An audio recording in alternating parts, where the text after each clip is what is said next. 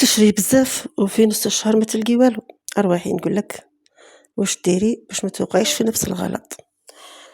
عندك 3 ملايين فقط للشهر، شوفي كيفاش يكفوك بلا تبذير. 3 ملايين هذه نقسموهم بطريقة سهلة باش نتحكموا في المصروف. الخطوة الأولى ندرسوا مليح احتياجاتنا واش نسحقوا واش ما نسحقوش باش نضمنوا رواحنا على حساب الميزانية تاعنا. نديرو مخطط لي يخرج علينا وما يكونش فيه تبذير، ما يكونش فيه إسراف. تحت طلب أخت عندها 3 ملايين شهرية، غادي نقسم لكم هذا 3 ملايين إن شاء الله تفيدكم وتفيدها، وكل اللي يخلص بنفس المبلغ ولا عنده نفس الشهرية إن شاء الله تستافدوا معايا. وهنا بسم الله هني بديت. شوفوا هنايا حطيت 600,000 تاع الفواكه والخضر. أنا هنا نقسم في الميزانية هذه على حسب 3 ملايين، على حسب واش قالت الأخت عندها 3 ملايين.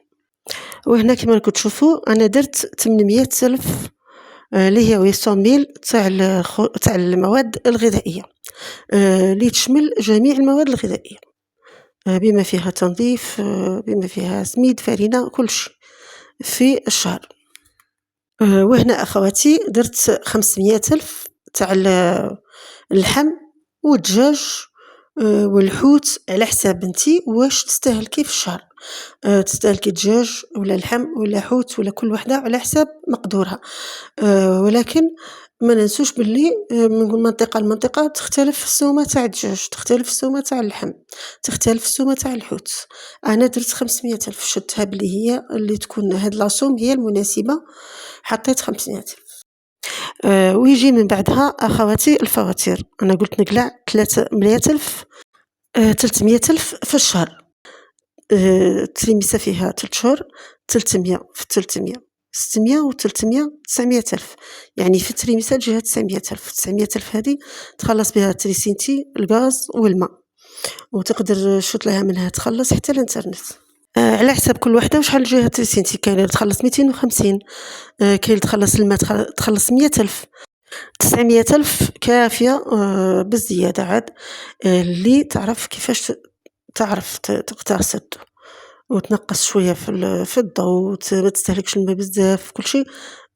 تخلصي الفواتير تاعك وتزيدي توفري من وراها. 300,000 300,000 هذه الميزانية تاع الأطفال.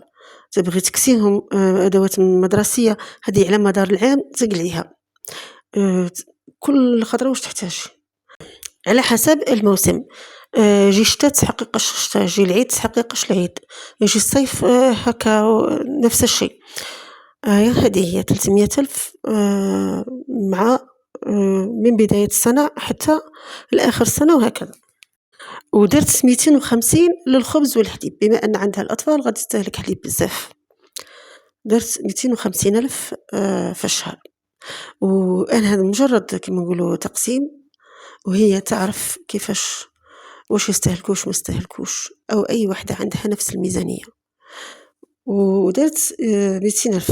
200,000 هذه احتياجات تاع ربة البيت، تاع المرأة هذه تسحق على مدار الشهر، تسحق على مدار العام. هذيك 200,000 تبغي تشري حاجة، تشري كوسميتيك، تشري حاجة ليها، تشري حاجة تلبسها.